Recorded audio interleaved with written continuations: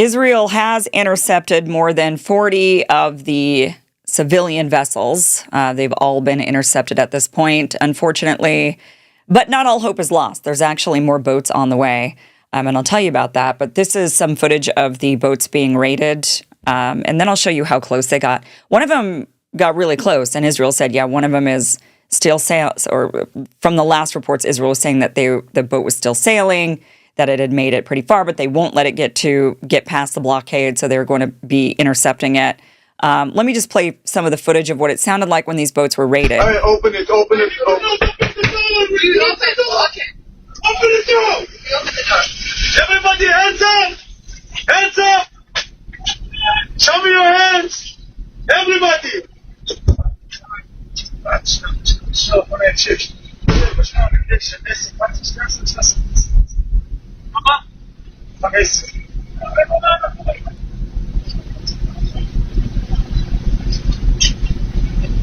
Close your eyes and put your passport into the table. Do not touch your phones. Hands up and face down.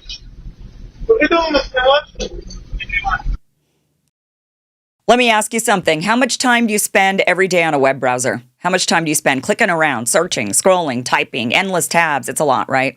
Well, there's a new AI web browser from Perplexity called Comet. It's so cool. It is completely changing the way you're able to interact with your browser. I use it every day. Using Comet feels like having a personal assistant living in your web browser that can actually do things for you, not just search, not just give you answers, actually do things. Comet can handle tasks for you. It literally does the clicking, the typing, searching, and scrolling just like you would to get things done for you in the background while you go about your day. Comet can do things like shop for you, make reservations, book travel, summarize articles or videos, send emails, schedule meetings, and a lot more to make your life easier. Let me show you how it works. Okay, so tonight I want to make lasagna. Now, I don't have all the ingredients, so I go to my Instacart. Then up here in the right-hand corner, I click on Assistant for Perplexity's Comet, and then I tell it, place in my cart all of the ingredients I need to make a great lasagna. Okay. Now watch it actually do the shopping. Now that blue right there, that indicates it's now navigating the pages just like a human. Look at it, actually searching for each item. I mean, this is crazy. It's actually going through and searching for each item. And now look, everything I need to make lasagna is in my cart. I just look it over and, oh, see, I already have eggs. So I'm just going to delete that and boom. Now I have what I need. Pretty cool, right? I have this thing doing things like making dinner reservations for me, going through Amazon and searching for certain products. Download Perplexity's new AI web browser, Comet, by heading to pplx.ai/Kim. That link is down below also. And let the browser do the work for you. Plus, right now, when you download Comet, you're going to get a month of Rumble Premium for free. That's pplx.ai. Go now and take back your time online. Okay. Greg Stoker, who's on one of the boats in the flotilla, recorded this. Let me just show this to you. This is the footage that he's showing. If you look at the background, I'm going to try to pause it so you can see it. So you could see right there, there's like water being sprayed onto boats. Greg Stoker is saying that this is basically skunk water is what it's called. And it's meant to cause people to vomit. So they spray it, it's got a scent to it, and if they spray you down with this water, it's supposed to make you want to puke. And that's apparently what they were doing to some of the boats. Let me show you how far they made it. This is, one of them you could see got really, really close. Let me just pull it up for you so you can really see it. Got all the way almost to Gaza. That is one boat. The others were intercepted. This is the status of the ships. Most of them intercepted. A couple of these said that they were still sailing. But they've now since been intercepted, and it was just something was wrong with their transponders, apparently. So all the boats have been, at this point, intercepted or assumed to be intercepted. And again, Israel did say that that boat that got really close to Gaza's shore, that they had intercepted all of the boats except for that one, but they were not going to allow that one to make it to the shore and break the blockade. So it is assumed at this point that that has now been intercepted. Just a reminder, the people that came on these boats, 497 participants coming from all around the world were on these boats trying to break Israel's illegal blockade. But of course, Israel says it's not illegal. They say that this is within their rights because they're protecting themselves from, the military weapons and things coming in. But in reality, many of their leaders have been saying that the attempt is to stop humanitarian aid and to starve the Palestinian people. And they've only been allowing very minimal aid in, very controlled. The people are starving. It's really out of hand. And these people from all around the world were trying to break the blockade to get aid to the people in Gaza, never entering Israeli waters. So that's the thing to know, is that they never actually entered Israeli waters. This is them detained. So Israel has said that they've got hundreds of these people. They're starting the deportation process. They're going to send them all back to Europe. What do they do with the boats? Well, with the boats, they actually tow them in. And then they eventually, over time, this is just some footage of the boats before they got raided.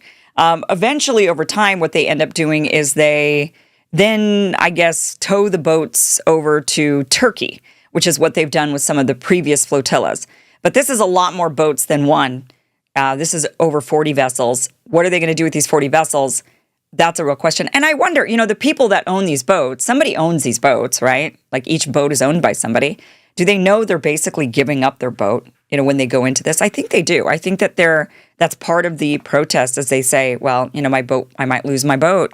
And that's just how committed some of these people are. This has sparked now global protests all around the world, in particular, Italy having the most protests. Gotta love the Italians. They're very spirited and very much against Israel and very much for the Palestinian people and stopping the starvation of the Palestinian people. So the Italians have taken to the street in practically every major Italian city. In Milan, they get particularly aggressive, but there you got Buenos Aires, Argentina. Where are some of these other ones? Let's kind of see some of these other places. Istanbul, Turkey. Rome. There's a huge protest going on in Rome, a big showing of people. Naples. So mostly in Italy, but in 9 other cities, it was Italy plus 9 other countries ended up having major protests. Now, not all hope is lost. Since the global flotilla, the Sumud flotilla, was intercepted with over 40 boats, another 40 to 50 boats have set sail, this time from Turkey. All of these are Turkish boats, and they are making their way right now to Gaza. So this will cause the Israeli Navy to have to do a bit more work because, undoubtedly they will be intercepting these Turkish boats as well.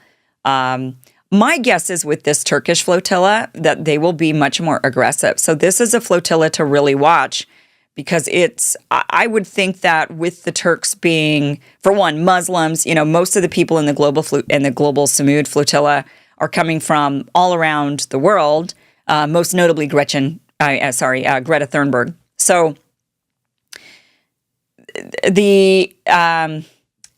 I think the Israelis are going to be a bit more cautious with the Turks. The Turks have been more vocal, more demanding, the population, and there are widespread protests throughout Turkey, just very much more outspoken about Israel. The Italians too, but I think that my hunch is the Israelis will treat the Turks a bit more aggressively. That's just my hunch, mostly because they're Muslim. And the Israelis are saying it's the Islamist terrorists that are coming for them. And they're going to think that all of these Turks are from the Muslim Brotherhood or some other Islamic terrorist group.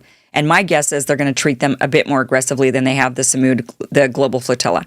But curious, I could be wrong on that. Hopefully I am wrong. Hopefully they don't treat them aggressively. That would just be my guess. This is a different organization, not even part of the organization. The flotilla group has been doing these flotillas trying to break the blockade for a long time. In fact, years they've been trying to do it. This is a totally different thing, a new civilian flotilla that has just kind of cropped up saying we're going to back up the main flotilla and set sail to Palestine. So we'll see what happens with this group. We'll keep our eye on them for sure. I wonder if there's a tracker. Again, it's a different organization. So maybe the global flotilla, the Sumud flotilla, the same people that kind of are behind the first flotilla, maybe they'll get trackers and devices and help this group along. Unclear. This is what the Sumud flotilla, the global Sumud flotilla, had to say in response to Israel intercepting them. They have said after Israeli occupation, naval forces illegally intercepted vessels of the global Sumud Flotilla, a peaceful, nonviolent convoy carrying food, baby formula, medicine, and volunteers from 47 countries to Gaza. Hundreds of participants have been abducted and reportedly taken aboard the large naval vessel. This was after they were assaulted with water cannons, doused with skunk water, had their communications systematically jammed, and yet more acts of aggression against unarmed civilians. Additionally, several boats were reportedly stopped by a chain-like barrier in international waters where Israel has no jurisdiction, just as they had no jurisdiction over Gaza's waters and shoreline, compounding Israel's continued war crimes and illegal blockade.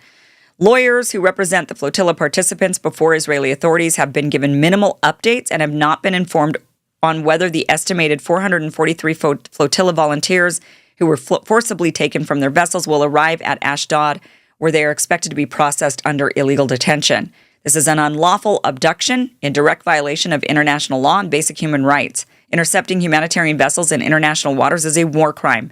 Denying legal counsel and concealing the fate of those seized compounds that crime. We demand that governments, world leaders, and international institutions immediately intervene to secure information on the missing participants, guarantee their safety, and demand their immediate release. And they go on to say more, but many governments have condemned Israel's interception, including Turkey, Brazil, Malaysia, South Africa, obviously the Palestinian Authority, Maldives, Pakistan, Mexico. Colombia has taken it a step further. Colombia, President Gustavo Petro, announced sweeping measures after 2 Colombian citizens were detained by Israel while sailing on the global Sumud Flotilla to deliver humanitarian aid. Expulsion of the entire Israeli diplomatic delegation. He's saying, pack up, Israelis, and go home. We're done with you. Termination of Colombia's free trade agreement with Israel. Replacement of U.S.-supplied weapons with national equipment and legal action on international and Israeli courts. In international and Israeli courts. And he's also recently called for a global volunteer force to form a military to stop the genocide. And he has joined. He had his visa revoked after after joining Roger Waters at a protest outside of the UN headquarters in New York City. So Mr. Gustavo Petro, President Gustavo Petro, has taken it a step further against the Israelis. Many governments have issued statements, again, including Turkey, Brazil, Malaysia, South Africa, Maldives, Pakistan, Mexico, Colombia. They've all issued statements condemning Israel. But at this point, all the people are captured. The flotilla has been stopped. None of the boats were sunk. They just sprayed them with skunk water, boarded the boats, and took all the people.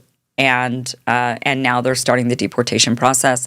And then it's unclear when these boats will be towed to Turkey, where people can reclaim their boats, if that will happen at all.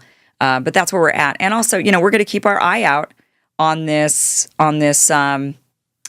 Turkish flotilla headed to Palestine and see what happens with this one. But people are speaking up. People are trying to stop what is going on. People are outraged, and protests have broken out all around the world to try to stop Israel. Israel is just really lost. Israel's just lost it. Israel is no longer. People just do not support Israel. The country's doomed at this point. And I think that Netanyahu's calculus on this is, so what? His calculus is, we will just continue to take all the land. We will ethnically cleanse all the Palestinians. And then Israel will be Israel. And eventually people will get over it, just the same way they did with every other nation that once ethnically cleansed indigenous people off the land and are now big, strong, great nations. Eventually people will just forgive the nasty history and move on. I don't know about this one, though. Live streamed is a bit different than just what we're reading in history books and what people did or didn't know, not that long ago. Even during World War II, people didn't have the internet to know what was going on during World War II. Now we do. Now we can see it. Now it's live streamed. That stuff lasts forever. They're not going to scrub the internet, or maybe they will with all the stuff that they're doing. Maybe they will be able to scrub the internet of every single ounce of trace, every single trace of their genocide. But at this point, I think Israel's really lost complete and utter global support. And people supported this flotilla. They are supporting Greta Thunberg And people that didn't support her before are supporting her now. And I think this should be, I don't, personally, I just don't understand why Israel just wouldn't allow the boats to make it to the shore.